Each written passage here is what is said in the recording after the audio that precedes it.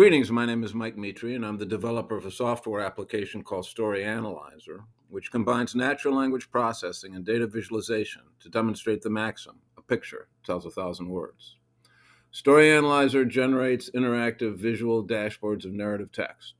In my previous video, I described a dashboard I created of the Bible and gave some musings on what I see as the state of play in the AI world. I talked about the people, tribes, and stories of both Old and New Testaments, and how these fit into the Bible's plotline. I also discussed many of the themes and lessons found throughout the Bible. And I showed how Story Analyzer helps folks like you to read the Bible using a combination of natural language processing and data visualization. I encourage you to watch that video and play with the dashboard yourself. In this video, I'd like to talk about AI's history and capabilities, as well as sharing some more of my work with Story Analyzer. So here's what I intend to do with this video. I'm going to start by talking about these two words, intelligence and thinking. If we're going to be talking about artificial intelligence and this notion of a thinking machine, then I guess it behooves us to kind of get an idea of what we're talking about when we say intelligence and what we say thinking. Then I'm going to go into the history of AI, and I'll follow that with some philosophical debates about AI, and in particular debates about what AI can and cannot do. And we'll see that there's lots of debates about that in AI, and we'll also see that history goes way back and is a very rich history. And then I'll talk about some of the categories of AI and some techniques and technologies involved with artificial intelligence. And I'll close off with some discussion of more of my work on Story Analyzer. Now we'll cover the history of AI, and I'll begin with what I'll call AI's prehistory, which takes place during the Enlightenment era. The Enlightenment era followed the Renaissance and the Protestant Reformation, which shook up the authority of the Catholic Church and cast doubts on the mythological and dogmatic traditions of the past. There were lots of inventions and scientific discoveries taking place.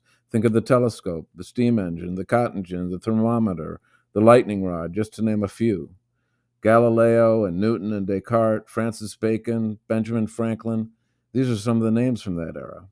All this coincides with a sharpened interest and motivation for systemic formal reasoning, with a heavy emphasis on math and logic. Logic and math are nothing new. They go way back to ancient times. Ancient Greece, China, ancient India, cultures from thousands of years ago made significant contributions to math and logic, but it really comes to a head during the Enlightenment. Look at all the mathematical inventions that took place during that time. Algebra, calculus, probability, statistics, and graph theory. Graph theory is the math that describes networks, and we are surrounded by networks, computer networks, telephone networks, road networks, social networks. Our brain is one big, humongous network, and graph theory captures that. And that's going to be very important for computer science and for AI, as we'll find out shortly. In terms of logic, logic goes way back. Deductive logic goes way back. But now we're beginning to see formal notation and this process of symbolic reasoning. And let me give you an example of this. Here, this gobbledygook here is basically saying three things. It's saying all birds fly, which may not be true, but that's what it's saying. Tweety is a bird, therefore Tweety flies. But this is informal notation, and a notation that becomes kind of a precursor to what later became computer programming languages. So let me step through this step by step. X is a variable, meaning anything can be an X. This upside down here, A here, is called a universal quantifier. And there's two kinds of quantifiers. There's universal quantifiers, and then there's existential quantifiers, and those would be a backwards E. And this one, the universal quantifier is saying, for all X, here's what all X is about. So anything that's an X, what are we saying about it? Well, we're saying that if X is a bird, this implies that X flies. So bird is what's called a predicate. If a particular variable is given to this predicate, and this predicate gives us true or false. So what this is saying is, if X is a bird, then X flies. And here's an implication sign. So that's that first statement. For all X, if X is a bird, this implies that X flies. The second statement is saying Tweety is a bird. So therefore, based on this rule, Tweety flies. This is very formal notation for something that we think about all the time. And it's the beginning of computer programming. So as I said, there were all kinds of inventions that took place during this era, inventions that automated the labor that folks need to do in order to live and prosper. And these two people, Charles Babbage and Ada Lovelace, tried to invent the first device that could legitimately be called a computer. Both are from London, and both were mathematicians. Babbage designed two mechanical devices, neither of which were ever fully implemented. The difference engine was a mechanical calculator, and the analytical engine was designed to be a programmable, multi-purpose computer, complete with arithmetic logic unit, control flow, and memory, just like what modern computers have, but mechanical, not electronic. Not enough was known about electricity back then. Babbage was never able to complete the project, due partly to lack of funding, difficulty of engineering, and disputes with collaborators. That sort of thing still happens today, by the way. Lots of computer projects never get completed for those very reasons. Lovelace was a protege of Babbage's and helped him to program this theoretical computer. This means she came up with what are now called algorithms. She also was a prolific writer and helped him publicize his invention. They made a good team. And if you're curious, there's no evidence of a romantic relationship, although they were very close intellectually. Lovelace wrote a lot about the analytical engine, including this sentence: "We may say most aptly that the analytical engine weaves algebraic patterns, just as the jacquard loom weaves flowers and leaves." Speaking of the loom, we definitely see the beginnings of labor strife happening during the Industrial Revolution. These machines replace human labor, putting lots of people out of a job, and often these people rise in protest, like the Luddites in the early part of the 1800s. Sound familiar now? Now I'm going to talk about what I'll call the ancient history of AI, which takes place during the first half of the 20th century. And there are four people in particular that I'll mention: Bertrand Russell, Kurt Gödel, Alan Turing, and John von Neumann. Russell was a leading philosopher in what's called analytic philosophy, which focuses on logic and systematic thinking to describe reality. A major project of his was to try explaining all of mathematics, which can be very mysterious and even mystical sometimes, completely through the use of provable formal logic theorems.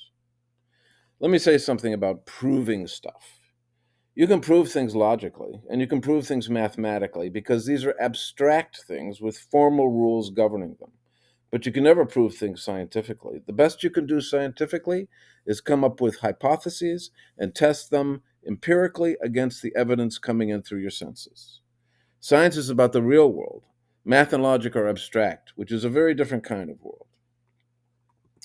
From 1910 to 1913, Russell and his colleague Alfred North Whitehead published a huge 3-volume book of several thousand pages called Principia Mathematica, which contained about 500 theorems about math. Volume 1 covers mathematical logic, Volume 2 covers basic arithmetic, and Volume 3 covers geometry. Obviously, there's a lot more to math than that. It was a huge effort, and they never came close to pulling off what Russell tried to do. But their efforts led to a lot of stuff that was instrumental to what later became computer science. This took the formal logic of the Enlightenment era to a whole new level. Well, why couldn't they pull it off? Partly because it was a huge and exhausting effort. Russell got tired of it after a while. And partly because it just can't be done, according to Kurt Gödel. He came up with his own proof of what's called his two incompleteness theorems, which were published in 1931. This was a mathematical proof showing that not all of arithmetic can be explained through formal logic. He did this by creating a numbering system called Gödel numbers, which takes each possible symbol or formula or sequence of formulas within a formal logic system and assigns a natural number to it. This makes it possible to create an arithmetic expressions for statements like, "This sentence is false," which is often called the liar's paradox. Think about that statement. "This sentence is false" can never work logically. It's a contradiction. If it's true, it's false. If it's false, it's true. What are you going to do with that? The problem here is self-reference. Self-referential statements have a knack for flummoxing formal logic systems, and yet humans self-reference all the time. We are incredibly self-absorbed creatures. We ask ourselves questions about ourselves. Our thinking includes this right down to the bones. So if you can't get this out of a system founded on formal logic, where does that leave AI?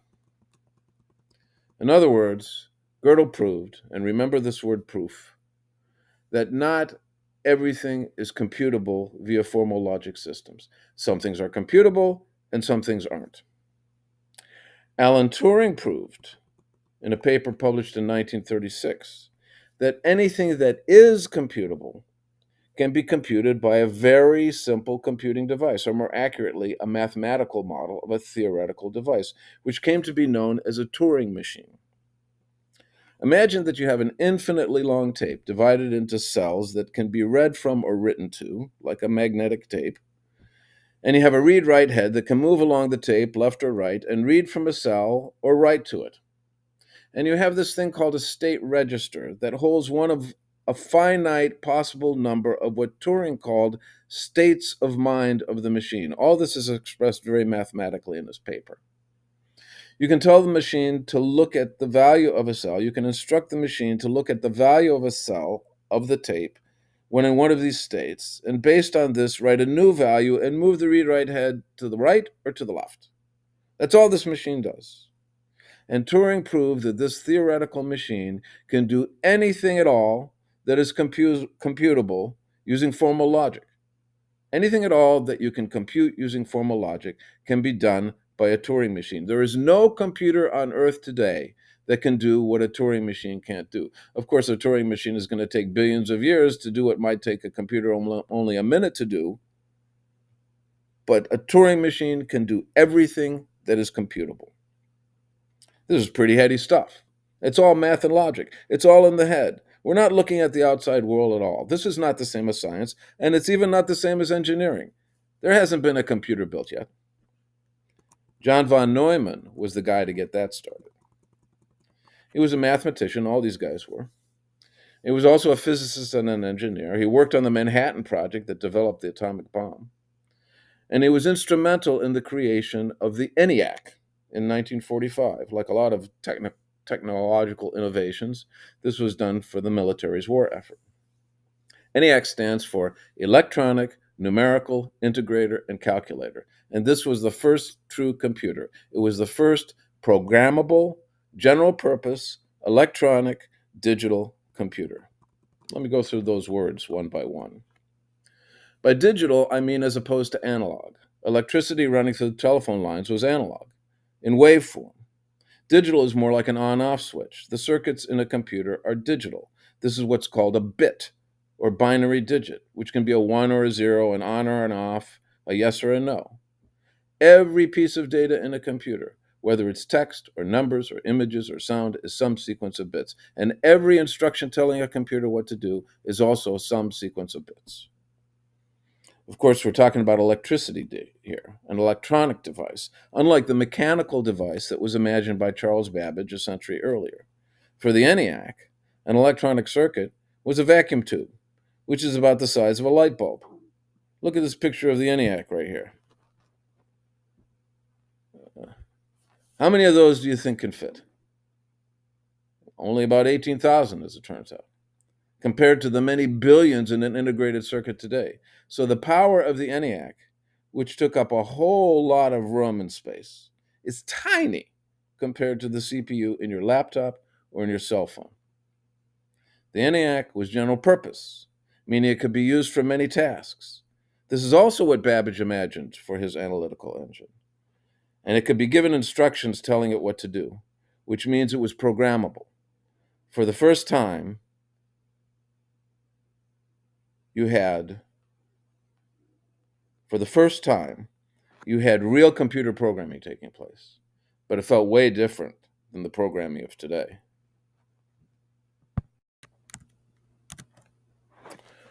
So after the start, and even before, folks were beginning to wonder if we've created a machine that thinks. Alan Turing was one of these people, and in 1950 he wrote a seminal paper called Computing Machinery and Intelligence, where he proposed a test that he called the imitation game, and that later became known as the Turing test. This test basically says that if a computer can fool you into believing you're talking with a human, this means that it's intelligent, that it thinks. Not everyone agrees with that, as we'll see later, but to this day, passing the Turing test is a sort of holy grail for AI researchers and practitioners. And then came the election in 1952 between Dwight Eisenhower and Adlai Stevenson. Everyone thought the race was going to be close. Eisenhower was leading in the polls, but not by much. But a computer predicted a landslide, and the computer was right, and everyone else was wrong, including the pollsters. This made big, big news. Computers started capturing the public imagination like never before, and folks started wondering, what have we created here? Just like they wondered, what have we created here a few years earlier with the atomic bomb? So now I'm going to talk about the early AI research that began in the 1950s, following up on Turing's paper on the imitation game. And I'll talk about two major early AI programs. One's called SNARK, and the other one is called Logic Theorist. SNARK, which stands for Stochastic Neural Analog Reinforcement Calculator, was really the first neural network. We think neural networks are new, but really they're quite old. And the idea behind neural network and the idea of treating the computer as a brain with neurons that are connected with each other goes back to the 1940s. And then this other one, which was by Alan Newell and Herbert Simon at Carnegie Mellon. And notice all the universities here. Turing was at Cambridge, Minsky was at Harvard and MIT, Newell and Simon are at Carnegie Mellon. Something's happening at Dartmouth. We got IBM involved. These are pretty high-level places here. So Logic Theorist by Newell and Simon was more about logic and symbolic reasoning, and it used something called heuristics and search, which I'm going to talk about in a little bit. And they were able to prove 38 mathematical theorems from Principia Mathematica. And that's a pretty impressive task. It's not easy to prove theorems. I had to do that in grad school, and it's not easy. Note that SNARK is more about math, and we'll see that neural networks are very mathematical in nature, whereas Logic Theorist, as the name implies, is more about logic. And AI started getting a foothold, and there were many people that were getting involved. Minsky and Newell and Simon and Turing are very, very famous, but there were a lot of people getting involved. And so at Dartmouth in 1956, AI was established as a real academic discipline, so that they hit the ground running as researchers as a real academic discipline. And then at the end of the decade, 1959, Arthur Samuel created the first could be considered to be a really good game-playing program called, well, I don't know what it was called, but it was a checker-playing program. And it was doing heuristic, intelligent searching of very large problem spaces. So let me talk about this for a little bit. When you're playing a board game like checkers or chess, you're faced with a particular organization of pieces on the board, and then there are a certain number of legal moves that you can make, which will create new board positions. And for each of those board positions, your opponent can also make a certain number of legal moves, which will create all that much more board positions. And so as you can imagine, as a game is progressing and as you're looking further and further and further into the future, there are so many different board positions to evaluate to see, is this a good board position for me to be in or not? That to solve a problem like this through brute strength, through just an exhaustive search, just can't be done. It introduces a problem of what's called intractability. Just because something is computable doesn't mean it can be done in a reasonable amount of time. So a lot of what AI tries to do is to do intelligent searches, to make good guesses through the use of heuristics. And Samuel and also Newell and Simon earlier were trying to do that sort of thing. Anyways, these efforts were promising. And so we go into the 1960s and the rest of the century with this sense of promise about what you can do with AI. So now let's go through the rest of the 20th century from the 1960s on. And what I can say about this is that advances continued to be made in AI, but in fits and starts. Sometimes there would be some great breakthrough, followed by a lot of banging up against a wall.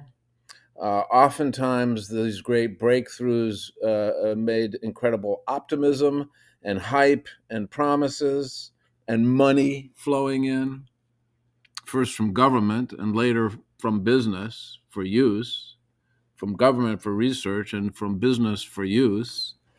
And then when things started to slow down, the optimism fades, and the money just starts to dry up. And this happened in some cycles throughout this whole period of time. And as a backdrop for this, look on the left here, this arrow. Always there was ever increasing computing power. And then starting around the 90s, 80s, and 90s was the internet. And when I say ever increasing computing power, well, we started with vacuum tubes. And sometime in the late 1950s, early 1960s, computers started replacing vacuum tubes with transistors, which are much smaller, but still kind of big, a centimeter in diameter, something like that. And then along comes silicon and a better understanding of the properties of silicon, which is a chemical element, a very common chemical element. It's found in sand. It's found in clay. And engineers and fabricators were able to learn how to etch transistors into this silicon crystal. And that was the beginning of integrated circuits, otherwise known as chips. And down here at the bottom, you see Moore's Law. That's named after Gordon Moore, who was the CEO of Intel and who predicted that every 2 years, he predicted this in 1965, that every 2 years, the number of transistors that you can fit on a chip would double. And that's pretty much come true from then until now, such that in 1970, you could fit about 1,000 transistors on a chip. And now there are chips that have over 200 billion transistors on them. So ever increasing computing power. In addition to that, there's the internet. So not only do you have each individual computer getting more and more and more and more powerful, but now you can have this network of interconnected computers working simultaneously on the same problem. So that growth occurred over time. But in the beginning, there was very little of that. In the beginning, computers were pretty primitive. Nevertheless, there was some very impressive work done in the 1960s and the 1970s, specifically in the area of expert systems and also in the area of natural language processing and even computer vision and a little bit of robotics. in terms of expert systems, there are three very famous systems, two from Stanford and one from Carnegie Mellon, Dendril and Myson, and XCon. Dendril was that project took place in the late 60s. Myson took place in the early 70s, and XCon was done in 1978. And Dendril was able to identify organic compounds using a combination of spectronomy, which has to do with recognizing ions and things like that, sensor device for recognizing ions, and also rule-based expert systems. And Myson was for diagnosing blood disorders, also from Stanford. And XCon was for helping to figure out how to configure computer systems for the customers of digital equipment computers, DEC computers. That company doesn't exist anymore, but these would be mainframe computers. And all of those were very famous and promising starts to the world of expert systems. ELIZA and Sherdlu were both natural language processing systems. Both were done at MIT. ELIZA was done in 67 and Sherdlu was done around 70. And ELIZA is an interesting story because it was like a therapist. It was like talking to a therapist. So a user would sit at a computer, would type in things about how they're feeling or something, and this therapist would be asking therapist questions, and it kind of almost fooled people, maybe not necessarily fooled people, but certainly enticed them into wanting to talk to ELIZA. It's interesting, the psychological effect that ELIZA had on people. Sherdlu was done by, I'll give you some names here. Dendril was led by Edward Feigenbaum, a professor. Myson was done by Edward Shortliff, who was a PhD student at Stanford. XCon was done by John McDermott, who was at Carnegie Mellon and then MIT. ELIZA was done by Joseph Weizenbaum, and Sherdlu was done by a fellow named Terry Winograd, and that was for his PhD dissertation. And then he wound up teaching at Stanford, and he became quite an AI skeptic. And we'll see a little bit more about other AI skeptics shortly. And then there was the first industrial robot, which was Unimate, done in 1961. And then there's a couple of game systems that would be in arcade games, Pong and Space Invaders, by Atari and Taito Corporation. And both of those used some AI in them. And then there was optical character recognition, and that had to do with computer vision and was invented by Ray Kurzweil, and also involved the use of neural networks. Some of these were more rule-based systems. The expert systems tended to be more like logic, and some were more like the neural network kind of thing. Nevertheless, computing power was not sufficient for many of these tasks, and this very high problem complexity, this thing I talked about before, intractability that requires heuristics to make, good choices, was always raising its ugly head because oftentimes it's hard for them to make good choices. And computers, despite all of their virtues, don't really have common sense, even to this day, and they certainly didn't back then. But nevertheless, some stuff was getting done. And by the 1980s, businesses started to really invest in this technology for the purpose of actually using them for solving business problems. And that's kind of when I got involved in AI. And there were still advances in neural networks, and there was in expert systems as well. A lot of applications of expert systems as well. And even there were specialized machines built where it was built into the hardware. There was Lisp machines that was more for the logic stuff. And then there was also something called connection machines where the hardware itself, not just the software, but the hardware itself was designed to act like a neural network.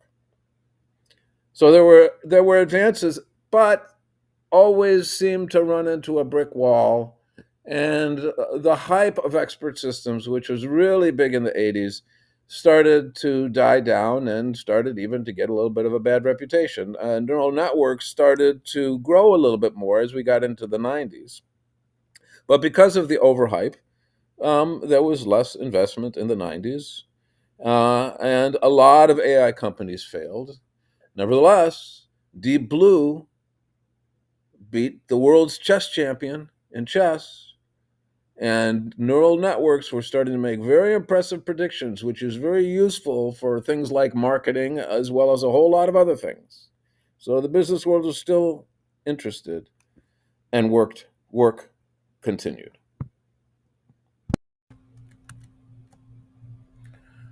So now we come to the 21st century, which is when AI really becomes ingrained into our day-to-day lives, along with everything else digital. Remember that the web only began in the mid 1990s, thanks to Tim Berners Lee and his inventions of HTML and web browsers and the like. Amazon started in 94, Google's search engine came out in 98, Facebook took hold in 2004, and Twitter in 2006. Within a few years, social media, online shopping, and finding stuff in general was within reach of everyone's fingertips, either through your computer, your tablet, or your phone. In addition, robust cloud platforms began to launch, which provided powerful computing infrastructures and software services to the masses for a day pay per use fee. Amazon Web Services, AWS, launched in 2006, Google Cloud started in 2008, and Microsoft Azure in 2010. With these platforms, a customer can rent a powerful computer by the hour, use huge amounts of storage space, build in-house web applications, and benefit from all kinds of database and security and AI services, among other things. Many companies now find it more cost-effective to use these platforms than to house their information systems on their own hardware. The notion of something called big data comes to the fore. Big data is characterized by three V's: volume, velocity, and variety. Huge amounts coming at you very, very fast, and in all kinds of different data formats, which require all kinds of different methods for processing them. This gives rise to a bunch of new job titles for techies: data scientist, data engineer, data analyst. When technology advances, buzzwords abound. Here's a buzzword for you: deep learning, which brings us to the large language models of today and the closest we've come to passing the Turing test. Products like GPT from OpenAI, Claude from Anthropic, Gemini, which is embedded in Google's search engine, DeepSeek from China, and Meta's Llama. These LLMs do amazing things, but they make mistakes. AIs of all types often make mistakes. Because LLMs act like people talking with you, which makes them so impressive at the imitation game, the mistakes they make are often called hallucinations, another buzzword. And because they're based on neural networks which are steeped in math and statistics, another buzzword for them is stochastic parrot. LLMs are great at predicting what's the next thing to say. That's what makes them so good at imitating people. By the way, GPT stands for Generative Pre-trained Transformer, and I'll talk more about this stuff later. For now, though, I'd like to wax philosophical about what AI can and can't do. So once again, the Turing test says basically that if a computer can fool you into thinking you're talking to a human being, then that means it's intelligent. This was a thesis set forward by Alan Turing in 1950. He called it the imitation game. And here's how he laid it out. There's somebody sitting in a room, and on both sides there are other rooms. One has a computer, one has a human, and the interrogator is asking questions and can't really tell which one it is. And there's actually even Turing test competitions. The Loebner Prize is a very famous one. And there was some fairly impressive, promising work way back in the 1960s with Eliza, but nobody would have said that Eliza could pass the Turing test. Some folks claimed that Eugene Goostman, which came out in 2014, passes the Turing test, but a lot of people say that's not true. Eugene Goostman is a simulated Ukrainian 13-year-old boy, and this is a chatbot that was written by, I think, two Russians and a Ukrainian, and so there was a lot of news about that. But at this point, now that we're in the GPT world and the large language models, a lot of people claim that yes, it passes the Turing test. So I guess that's pretty impressive. And if that's impressive, then what that means is that um, maybe a computer is intelligent. But some people don't think that the Turing test is enough to demonstrate that. And one of those people who disagreed with this whole notion was Hubert Dreyfus, who was a philosopher at University of California at Irvine, was a professor there for many, many, many years. He died long ago, and was very critical of this even notion that a computer can really be intelligent like a human mind is intelligent. And his disagreement was largely because in the AI world, it's very much governed from analytic philosophy. The mind as a formal system doing symbol manipulation, or perhaps the mind as a mathematical entity like a neural network. He says that there's a whole huge piece of the puzzle that has to do with what it means to be a human thinker, and probably has to do with even what it means to be a sentient creature in general that isn't captured. And that there's a whole other source of philosophy called phenomenology that talks about the experience of life, what it's like from the inside, what it's like to be a subject looking outside from the inside, what it's like to be an agent. And this was a critique, what it's like from the inside. And he had some critiques about some assumptions, like the brain, the analogy between the brain as computer hardware and the mind as computer software. He had critique about cognitive psychology, which is what really governs AI, what really feeds AI from the psychological world, from the psychology research world, without talking about other aspects like depth psychology, psychoanalysis, uh, feelings and emotions, all that kind of stuff. Um, this with the in terms of the epistemological critique, well, we can remember back to Kurt Gödel, who said that not everything can be formalized logically. So there were lots of challenges that Dreyfus had about computers being able to be intelligent, Turing test notwithstanding. So he was one person. Another person was a colleague of his named John Searle, also at University of California at Irvine, also in the philosophy department. And he came up with a very famous thought experiment, and philosophers often have thought experiments when they're trying to make a point.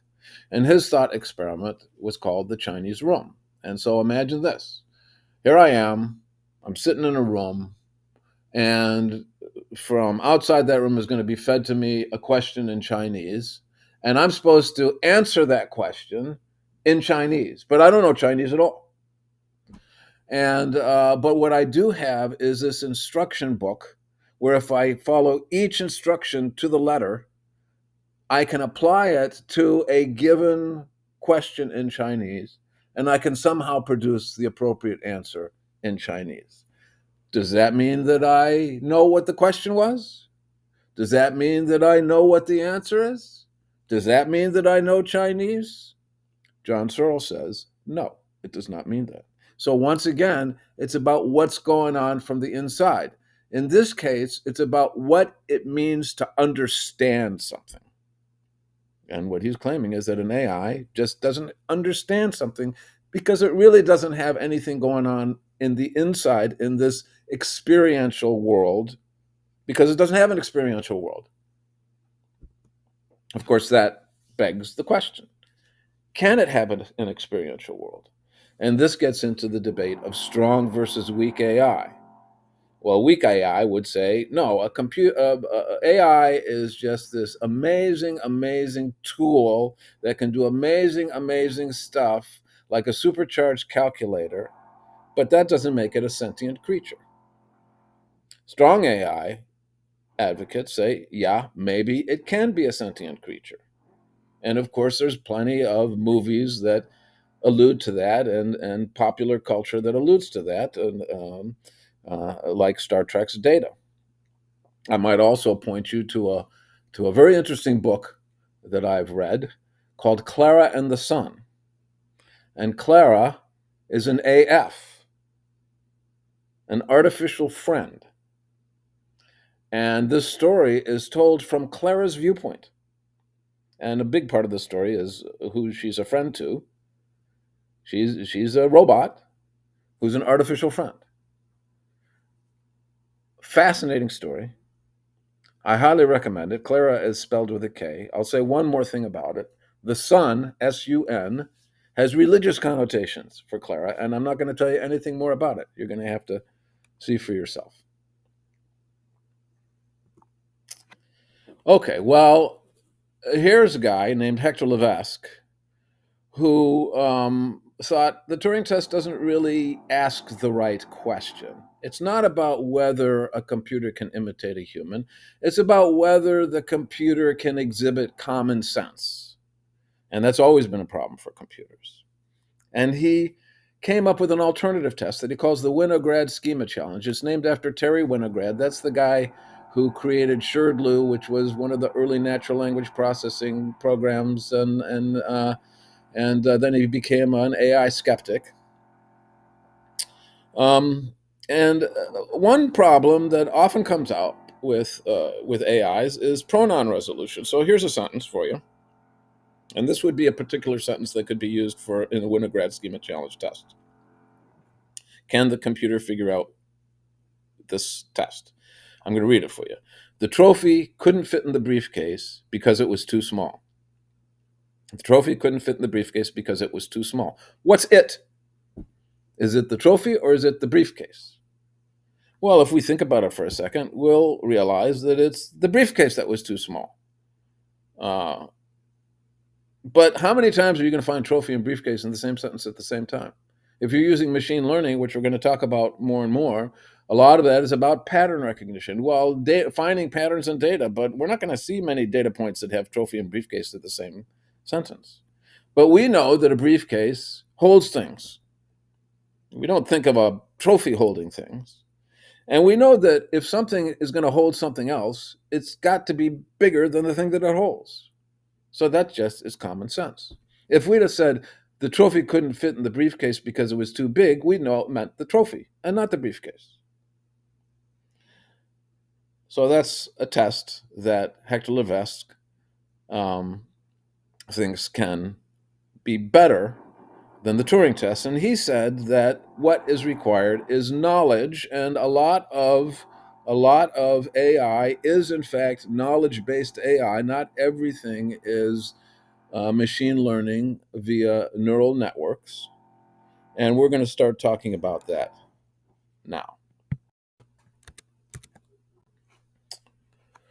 So now we're going to go over some of the types of AI and dive a little bit deeper into what they do. And I'm going to start by categorizing them into two categories. And remember the snark versus logic theorist thing, snark being the first neural network. Actually, it was called a perceptron by Marvin Minsky, and logic theorist Newell and Simon doing symbolic reasoning. And also go all the way back to the Enlightenment era, where you had this thread of math kind of stuff going on versus this thread of logic and symbolic reasoning stuff going on. And I'm going to divide things in a similar way here to machine learning, which is more the snark-like kind of stuff, and to knowledge representation, which is more the logic theorist kind of stuff. And with machine learning, we are finding patterns in data. And this is inductive reasoning is the kind of thing we're doing. We're not doing deductive reasoning. We're doing something called inductive reasoning. And of course, neural networks fits into this category, but there's lots of algorithms for machine learning, including decision trees and genetic algorithms, naive Bayes, linear regression, logistic regression, support vector machines, association rules, k-nearest neighbor, tons of them. And some of them do what's called supervised training, and some of them are for unsupervised training, and some can be used for both. And I'll talk a little bit about that in a second. Note genetic algorithms. So this is another kind of biological approach to AI. So there's neural networks that kind of represent the brain, and there's genetic algorithms that kind of simulate Darwinian survival of the fittest, complete with cross fertilization and mutations, and some populations dying out, and all the rest. So it's a very interesting way of doing things, and it is an approach to machine learning.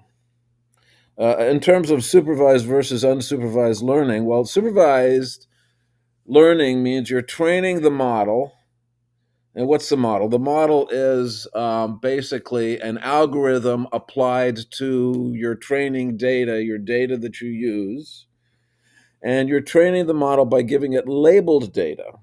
And let me give you an example of that. Supposing you're selling bicycles. You're a bicycle manufacturer, and you're selling bikes, and you want to know who you want to market to, because there's no sense in sending catalogs or something out to people who aren't likely to buy a bike. But if they are likely to buy a bike, you want to let them know what you got. And so you would like to know what kind of customers would be the most likely to buy a bike. And supposing you have a lot of data, where you have data about a whole bunch of customers, and you have demographic data about them, like what's their income, how many cars do they have, how many kids do they have, maybe their age and gender, and how far away from work do they live, and things of that nature. And you also know whether that person bought a bike or not.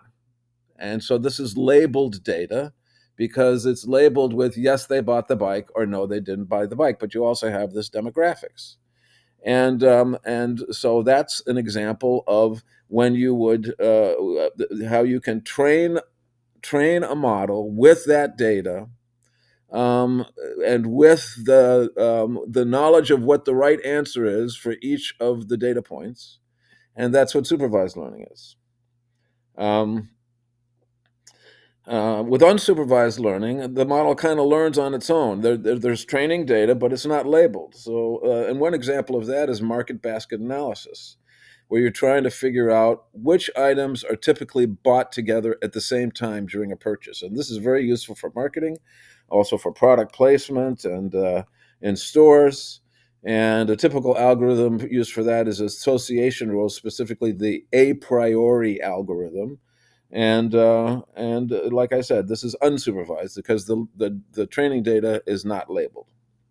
Anyways, in both cases, you are this model that's created is used to predict stuff.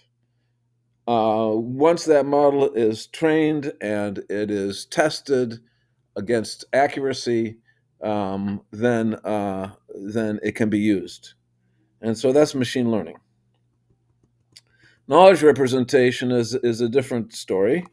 Um, with knowledge representation, you are a human person is actually capturing the knowledge from another human person, the expert.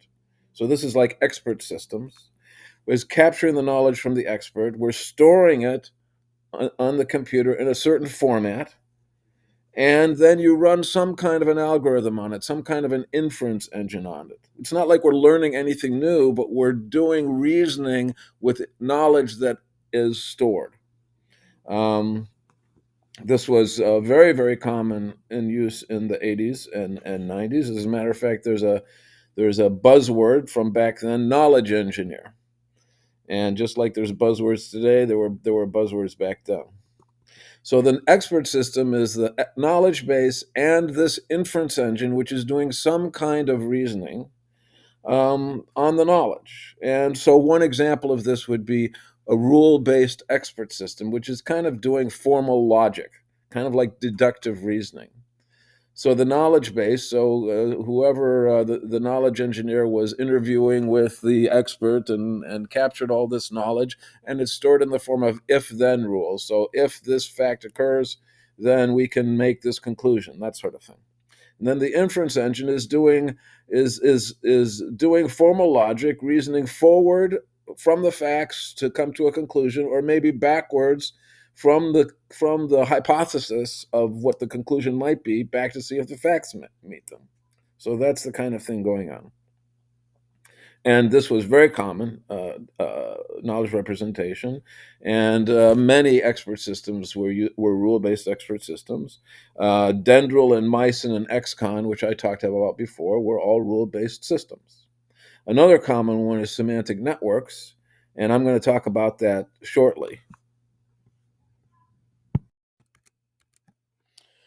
So this is a semantic network, and you can see that a semantic network is an example of graph theory in action. Here we have nodes, which are words or concepts, and we have links, which are, in this case, semantic relationships between these words. And you can have any words in a semantic network, and you can have any kinds of relationships in a semantic network, but perhaps one of the very common ones is the is-a relationship. We see a cat is a mammal, is an animal. A bear is a mammal, is an animal. Fish is an animal. This is like categories and subcategories. Animal is a broader category than mammal, which is a broader category than bear. Another very common relationship is has. This is kind of like parts of a whole. So a cat has fur. A cat has a lot of other things besides fur, but it has fur. Bears have fur too. So many things can have fur. And you can have any other kinds of relationships here. Lives in is a relationship. So both a whale and a fish live in water. So that's the idea of a semantic network. So the knowledge representation is this network of concepts and their relationships. And the inference engine, it's called spreading activation, and it's kind of like, imagine just this free association kind of thinking. You ever find yourself in a situation where I'm thinking about this one thing at a particular moment in time, and a couple minutes later, I'm way over there just thinking about that other thing. Well, how did I get from here to there?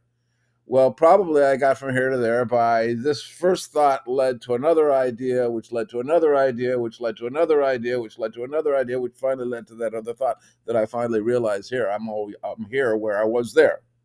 So that's the kind of thinking that's being represented, that is being inferred in a semantic network. So the knowledge representation is this network of concepts and relationships, and the inference engine is this spreading activation.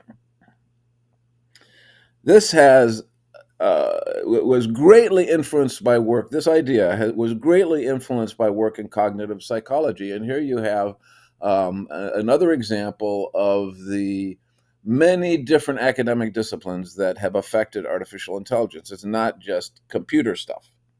So let me give you a few names of some famous cognitive psychologists here. One was Ross Quillian, who did a PhD at Carnegie Mellon on what he called, the PhD was on what he called semantic memory. And he was really the one who came up with this idea of a semantic network in the first place. He did some studies, psychological experiments that kind of that kind of showed that perhaps the way we think, the way thinking works in our mind, is partly reflects the sorts of things that happen in a semantic network. So, for example, maybe it would take longer to know that a bear has a vertebra than that a bear is a mammal, because in order to know that a bear has a vertebra, you'd have to go through the fact that a bear is a mammal. That sort of idea. And there were even timing studies that were done that kind of showed that it takes a little bit longer for someone to think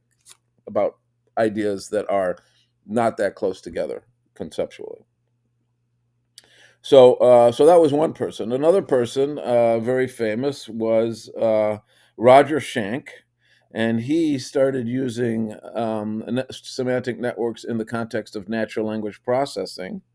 He came up with something called conceptual dependency theory. And there's another fellow by the name of George, and he was at Stanford. And there's another fellow that was at Princeton named George Armitage Miller. All of these were cognitive psychologists, and he led the creation of something called WordNet, which is a very famous semantic network that was created at Princeton. It's actually a lexical database, kind of like a dictionary and thesaurus in digital form. And it can be traced through spreading activation by the computer. And currently, there are some other famous semantic networks. Google has a proprietary piece of software called Knowledge Graph, And then there's Wikidata, which is public, and that's Wikipedia and Wikimedia in general is very so much supported by Wikidata. So the semantic network idea is strong. It continues to exist, and this is an example of the knowledge representation side of artificial intelligence, not the machine learning side of artificial intelligence. Well, neural networks are on the machine learning side of things, and here we have a diagram depicting a neural network. And as you can see, this is also graph theory in action. We have nodes, and they're connected by links. In the semantic network, the nodes depicted concepts or words, and the links depicted semantic relationships between them. Here, the nodes are depicting neurons, or at least simulated neurons. They're called neurodes and the links are a connection between these neurons. And so in order to get a kind of an understanding of how that works biologically, this picture on the right here shows a neuron which is going to have a nucleus, which is the cell body, and it has all of these dendrites, which are basically inputs coming into the cell body. And then somehow this cell body is making some sort of a decision, and it's sending an output down along an axon. And each of these dendrites are connected to some other axon from some other neuron, um, through some chemical transmission. And similarly, each axon might be connected to will be connected to many other neurons through their dendrites. And there are estimated to be over 80 billion neurons in the human brain, and each neuron has several thousand connections with other neurons, and that's how that works. And it's a huge network. And so here we have graph theory going on all over the place. Remember graph theory from way back in the Enlightenment era. Um, so this is depicting, a simulation of a brain. And so these inputs, you can think of that as being what's coming in through your senses. And these outputs are going to be what you're deciding to do. And this stuff in the middle is kind of like your brain working. And you'll see that these are called hidden layers. And the more hidden layers you have, uh, the more deep learning is going on. So when you hear this phrase deep learning having to do with neural networks, a lot of that has to do with all this hidden layer stuff happening here. And for each independent neuron here, you have inputs coming in. So here's a neuron, and there's inputs coming in from all the neurons from the previous layer. And so you have inputs coming in. And this is data that's coming toward this particular neuron. By the way, everything is in the form of numbers here. This is all math. There's no concepts here whatsoever. This is all being done mathematically. So in order to get stuff like language into a neural network, that data has to be transformed. And there's this whole process that is involved in preparing data that is verbiage into data that is numbers. So anyways, here's these numbers coming in. And basically, it's a simple sum, but it's a weighted sum. So each of the inputs coming into a particular neuron have a certain weight associated with it. So it's a weighted sum. So maybe this one has more impact than this one in the sum. And then it goes through this sum, and then there's some function that's going to kind of produce whatever the output is, and that's how each individual one happens. So every time data comes in here, it goes through all of these mechanisms with all of these weighted sums of all of these neurons taking place and finally producing an output. So for the bike example, for example, the input would have been all the demographic data about a customer, and the output would be whether I think this customer is gonna buy a bike or not. And remember, this is being trained with labeled data. And this is supervised training, in other words. And so we know when a prediction is made, yes, they're going to buy a bike, or no, they're not going to buy a bike. That could be a 1 or a 0. We know when that prediction is made that um, it's right or it's wrong. So if it's right, we just go on to the next piece of data that comes in via the input layer. If it's wrong, though, we kind of go backwards through here and fix a bunch of weights, change a bunch of weights. And then we start with the next one. And if the next one is right, we leave it alone. And if it's wrong, we go back and change some weights again. And this process gradually makes the model more and more and more accurate. That's what it means for the neural network to learn.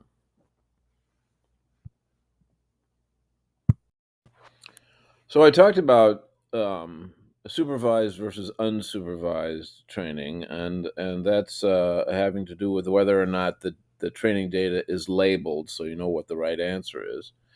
But there's another division called generative versus discriminative. And with generative data, you actually have this process of creating additional simulated data. It's kind of making up data. And you might think that's not such a good thing. But actually, statistically speaking, it can be a good thing because it can help with more exploratory kinds of necessities in thinking. It can often produce creative results, and it helps to fill in the blanks of incomplete data, and data is always incomplete. And it's not as accurate as discriminative because discriminative is dealing only with real data. But you know what? Even real data can be inaccurate. There could be data entry errors. There could be data errors in processing the data, etc. So nothing is completely free of data of errors. But these are two different approaches to machine learning. So basically, you could have supervised discriminative, you could have supervised generative, you could have unsupervised discriminative, or you could have unsupervised generative. The bike example is an example of supervised and discriminative. GPT and most other large language models are generative mostly, and they involve a hybrid typically of unsupervised and supervised stages. So typically they'll begin with unsupervised, and then they'll kind of you do some fine tuning with some supervised stages. And similarly, you might do some fine tuning from the generative with some discriminative training. So it's amazing how these algorithms have evolved. Um, Deep learning algorithms, there's many of them. Transformer is the one that's used by GPT and a lot of LLMs, but there's a lot of other ones. And remember, deep learning has to do with a lot with all this stuff going on in the hidden layer, both in terms of how many layers and how many nodes in each layer, and how the nodes are connected within each layer. There's all kinds of different of these algorithms, and there's let me just read some of them to you. So there's the transformer, there's convoluted neural networks, there's recurrent neural networks, there's long-term, short-term memory networks, there's multi-layer perceptrons, there's generative adversarial networks. So they're all using different neural network configurations, but all of them are some variation on this theme of a neural network mathematically processing numerical data to produce results that are predictions. Amazing stuff, isn't it? So I talked about AI, divided it into a couple of approaches: the knowledge management approach and the machine learning approach. And I went over a couple of examples of each of those. I talked about the semantic networks and the neural networks, both of which are making extensive use of graph theory. One of which is more conceptual oriented, and the other is more mathematical oriented. And by the way, the neural network stuff that I talked about plays heavily into natural language processing, of course, because the GPTs and the LLMs of the world are doing natural language processing, natural language understanding. And now I'd like to talk about another natural language processing tool that comes out of Stanford. It's called CoreNLP. It's been in existence since 2010, and I use it a lot in my story analyzer software, which I'll talk about in a little while. So I'd like to go into a little bit more depth about what Core NLP does. And as you can see in this slide, it does several things. It's split. You throw text at it, and it will split that text into sentences, and it will tokenize the sentence, which means it divides the sentence into individual words, but also punctuation marks are tokens. And if it's a contraction, the contraction will be divided into two tokens, like won't would be divided into the wo and the nt. And then for each of these tokens, it's going to identify the part of speech.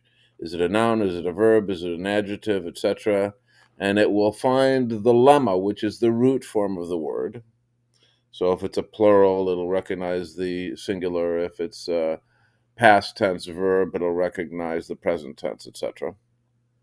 And then it also does something called named entity recognition, which recognizes names of things, of types of entities, names of people, names of places, names of organizations, and etc. And it does something called dependency parsing, which identifies linguistic relationships between pairs of words in a sentence, and co-reference resolution, which finds common themes and um, ideas that come up repeatedly in a document, and does temporal tagging, which is kind of a reasoning about time. So all of these are amazing things. This is all artificial intelligence. Stanford's Core NLP is using a combination of neural network kinds of technologies and also some of the more knowledge-based things, like rule-based approaches as well. And it does some incredible things, but always, always, always, you have to be careful that makes mistakes. And some of these services are more accurate than other. Part of speech tagging, pretty accurate in the mid '90s, but both dependency parsing and named entity recognition are less accurate, and co-reference resolution is less accurate yet. So anything that's using any AI has to be meticulously analyzed and corrected if your final result is going to be good. So for part of speech tagging, Core NLP uses something called the Penn Tree Bank tag set. I think they're still using that one. There's other tag sets. But this will give you an idea of the kinds of words that Core NLP will recognize. So, for example, all these things that begin with N are different kinds of nouns. All the things that begin with V are different kind of verbs. All the things that begin with J are different kind of adjectives, etc. And look at all the named entities that Core NLP can recognize. It's trained to recognize these things.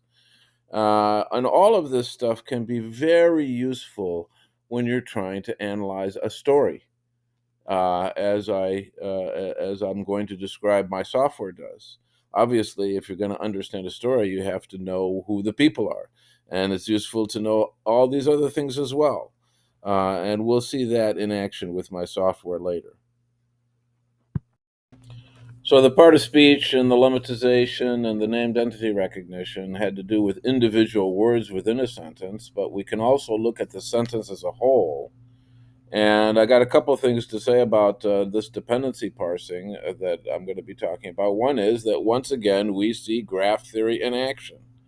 In this case, the nodes of the graph are words within a sentence, and the links of the graph are linguistic relationships between pairs of words in a sentence. And note this term linguistics. So now we have another discipline that's entering into the mix. AI is a very interdisciplinary field. We already saw examples of that with psychology. There's AI mixing with cognitive psychology. In fact, there's a whole academic discipline called cognitive science that grew out of that. And AI in the natural language processing world mixes with linguistics. And in fact, there is a discipline called computational linguistics. So the folks at the natural language processing group at Stanford who came up with CoreNLP are a combination of computer scientists and AI specialists and linguists. And so this dependency parsing is a product of what they did.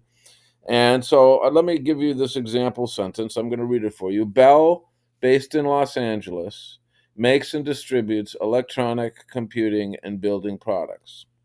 And what we have depicted in this diagram here, and what we have depicted kind of in a different format with all of these things on the left here, are all of the different binary linguistic relationships. They're called dependency relationships between words in the sentence. And for each dependency relationship, there's one word that's the governor, and it's in this diagram, it's pointing to the other word that's the dependent. And there are multiple different types of dependencies, and we see some of them here. Let me point out a couple in particular, which is very useful for a story, for analyzing a story. N subs here stands for nominal subject, and D-ob stands for direct object. So if the governor of an N sub is a verb and the dependent is a noun, that means the noun is doing the verb. The noun is performing that action. That's the subject of the action.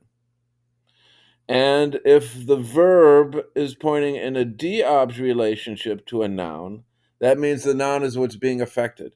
So here we know that Bell is doing the making, and what it's making is products. And there's other kinds of dependency relationships. For example, a mod is adjectival modifier. What kind of product? Computer product, electronic product, building product. And then there's various kinds of prepositions which help to bring some context into the thing. So Bell is in Los Angeles. Well, Angeles, but it's a compound noun. That's NN. So it's Los Angeles. So there's all kinds of these dependency relationships that provide linguistic structure to a sentence. So the last CoreNLP thing I'd like to talk about is co-reference resolution. I find this really fascinating because it almost kind of gets at a deeper understanding of a story or of a document that you're trying to read. And I know that you've experienced this before, where you read some phrase in a sentence, and then later you come across another sentence, and it has another phrase that's not exactly the same, but you recognize that this phrase is referring to the same thing that the other phrase prior referred to, and that's what co-reference resolution tries to do. And the way it does it is by coming up with what are called co-reference chains. And those co-reference chains are made up of mentions. And these mentions are phrases in different sentences. And presumably, all of the mentions in a chain kind of refer to the same thing. So let me read you this sentence, these couple of sentences up here. Donald J. Trump beat Ron DeSantis in Iowa, but then he was defeated by Nikki Haley in Vermont. Ultimately, though, he beat Haley and all others for the Republican nomination. So there's two sentences there. And if you send those two sentences through CoreNLP, it'll give you two co-reference chains, which we're seeing right here. The first chain is linking Nikki Haley with the other Haley. So there's two Haleys here. There's a Nikki Haley and there's another Haley. Well, I mean, this is recognizing that that Haley referred to Nikki Haley. So there's something there. And it's also identifying what sentence it was in, what tokens within the sentence, and other kinds of information, such as the mention type, the gender, and the animacy. And those things can come in handy for context as well. Notice this other chain here, which was identifying that both of the he's referred to Donald Trump. And in this case, it's right. But remember, pronoun resolution is often wrong. We talked about the Winograd schema challenge and difficulties that AI has with what we think of as common sense. Well, you can imagine that co-reference resolution is attempting to throw some common sense into this. How accurate is it? Maybe 65% accuracy. Lots of mistakes. AI makes lots of mistakes, but AI does amazing things. So now I'd like to talk about my software, Story Analyzer, and here's the website, storyanalyzer.org. And this is a web-based application that assists users to visualize and navigate and interact with um, documents that are of narrative text. And when I think of narrative text, I think of a story. So when I think of a story, I think of, for example, the plot of a story, which would have people or groups of people that are interacting with each other, and these interactions take place at certain times and in certain places. And this would be kind of the plot line of the story. And then there's also a story has, I don't know, lessons or morals or themes or something of that nature. So all of that is what I see as a story. And my software attempts to depict that. And it uses the natural language processing engine that I talked about before from CoreNLP. And it also involves the use of some data visualization software libraries that I use, and I code with these libraries. One is called D3, which stands for Data Driven Documents. And then, of course, there's Google, which has their visualization charts. And also there's Google Maps. I'm not going to show you Google Maps in this example, but if you look at the Bible and a few other things as well, you will see Google Maps in there as well. And so I'm trying to produce dashboards that help people read a story. And let me make that difference between reading a story and storytelling. I don't think the Story Analyzer is helping to do storytelling. I think it's helping to do story reading.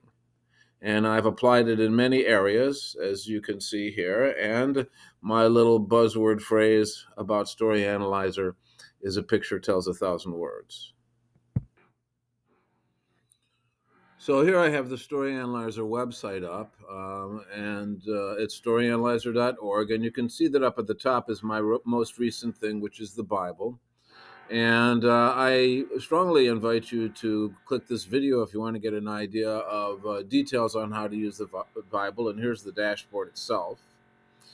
And what I'm going to be focusing my attention on today is stuff here, the Trump-related investigative reports. And I had captured the Mueller report, the first impeachment report, which was having to do with Ukraine and Burisma and all that sort of thing. And then, of course, the January 6th report. And that's what I'm going to focus on now. And also some of Trump's indictments. And so I'm going to focus on the January 6th report very shortly. But also, if you're interested, I kind of like philosophy, and I have some things having to do with philosophy. But for now, I think I would like to focus my attention on the January 6th report. Let's look at the January 6th dashboard. You see a PDF showing how to use the dashboard, which I'm going through in this video. And on the left, you see a list of the actors and the witnesses. Many of the witnesses were also actors, but these were actually official witnesses, according to the report. And also on the right, you see the organizations. These are listed in order of significance, which means how many times they're mentioned in the January 6th report. And there's 4 sections here. The chapters, fragments, and keywords, interactions network, times and places, and something else called other stuff, and I'll be going through these now. Now let's look at the chapters, text fragments, and keywords section of the report. You see a word cloud of keywords. These are words found in the report, sized according to frequency. You can see that election is found quite often in the report. And if you select a person or an organization from one of the lists, you'll see all the chapters where that person or organization appears. And obviously, you can see that Donald Trump is found in every section of the report.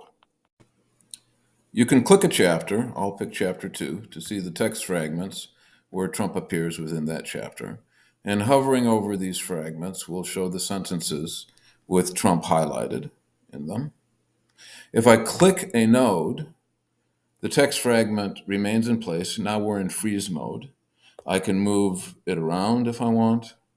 I can scroll up and down. And while in freeze mode, hovering over other elements has no effect. To leave freeze mode, click the text window, and I'm back where hovering has an effect again. Note also that clicking a chapter highlights in orange the keywords from the chapter associated with a selected person. You can hover over keywords to see the keyword and the selected person together. So here we see everywhere in chapter 2 that Trump and election appear together. If I click on the keyword, the text is frozen in place. Again, I can move and hover and scroll at will. Hovering has no effect like before. I can unfreeze by clicking, and then the hover effects take place again. If you click another person from the list, like Mark Meadows, you can see the chapters and text fragments for that person and navigate similarly as before. The next section of the dashboard is the interactions network. This is a network diagram depicting all of the associations between the actors, witnesses, and organizations of the report. People are depicted as blue dots, and organizations are depicted as red dots, and Trump is depicted as the large blue dot. And because Mark Meadows was selected from the list, we see him highlighted in green, and his links to other entities are shown in yellow or orange, except for the link to Trump, which is shown in red. If I click Trump's node while Meadows is selected, you can see that the link between them is thickens, and it's shown in black. And I can hover over that link, and I will see the connections between Meadows and Trump. And I can click the link, and it freezes. And as before, the text that associates Meadows with Trump is highlighted, and you can scroll up and down.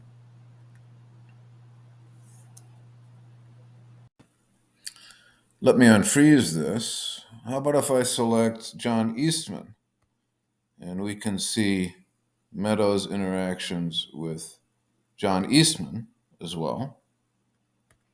What if I pick Alex Jones from the lists? How does he interact with Trump?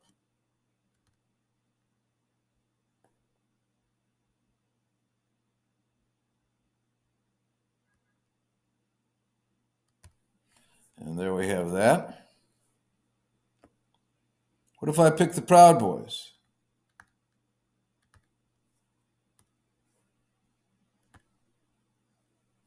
And how do they interact with Trump?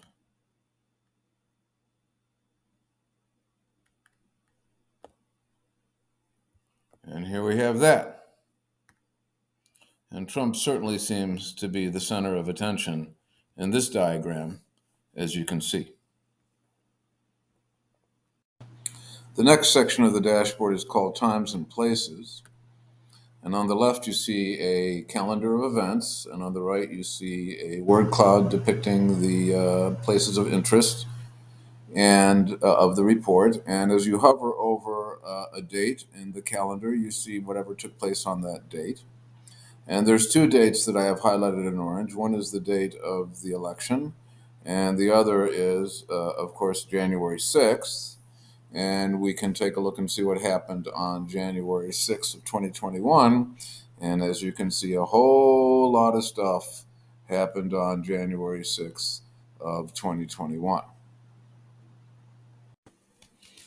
Also in this section of the dashboard, we have the places, and we can hover over a place and see what happened at that place. For example, we can see what happened at the Capitol, or in Arizona, or in Georgia, or in any of a number of other places. The next section of the dashboard I call Other Stuff. And here we see 4 word clouds, one of containing titles and positions, a second containing what I call crimes and danger, and then ideologies, nationalities, and religions, and then law codes. So if I wanted to see, for example, any place Attorney General comes in, we can see that here. Any place Vice President comes in, we can see that here. If I want to see where attack is talked about, and that comes up quite a bit, as does violence, as does intimidation.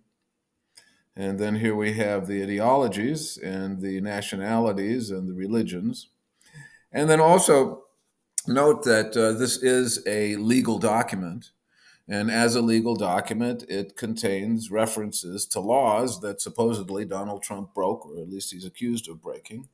And I can hover over a law and I can see that law. And not only can I see the text fragments where that law occurs, but I can also actually go to an explanation of that law. And if I click here, it'll take me to Cornell Law School's um, website where it describes what the law is all about.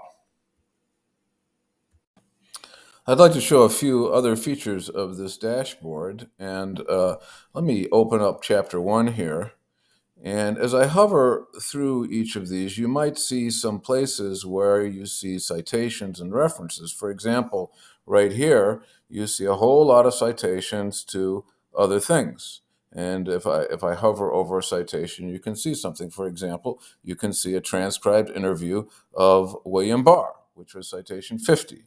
And if I go to another place right here, here's citation number 44. This is in chapter number 1. And you can see that actually there's even a reference to a Mother Jones article, which shows that Steve Bannon said Trump was planning to falsely claim victory. And if I click on it, it takes you right to that site. So there's a whole lot of corroborating evidence that is shown through citations to various places, websites, references to transcribed interviews. Many of these transcribed interviews you can actually look at yourself, and there's links to them. Donald Trump says this whole thing is a hoax. But if it's a hoax, it's got to be one of the most meticulously crafted and thoroughly researched hoaxes I've ever seen. I don't think it's a hoax. I think there's some real stuff to it. Well, I hope you enjoyed watching this video, and I hope you learned something about what AI is and about the history that went into it, the long, long history that went into it, and also some of the philosophical disagreements about what it can and cannot do, and those debates rage on to this day. And also, I hope that you learn something about how it works. And I'm always learning about that. There's always more stuff to learn. I've been doing this for 4 decades. I took my first AI class in 1985, so I've been following this technology for a long, long time. And I think it has tremendous promise. And I also think it has a lot of dangers wrapped up in it. And a big part of the reason for the dangers is that oftentimes it makes mistakes. And oftentimes it makes mistakes because the data is either bad, or it's being used for the wrong purposes, or it has embedded biases in it, or any of a number of other reasons. So absolutely use AI, but take it with a grain of salt and make sure that you follow up with some serious critical thinking of your own. Can computers think? I don't know. Maybe they can, but we can think too.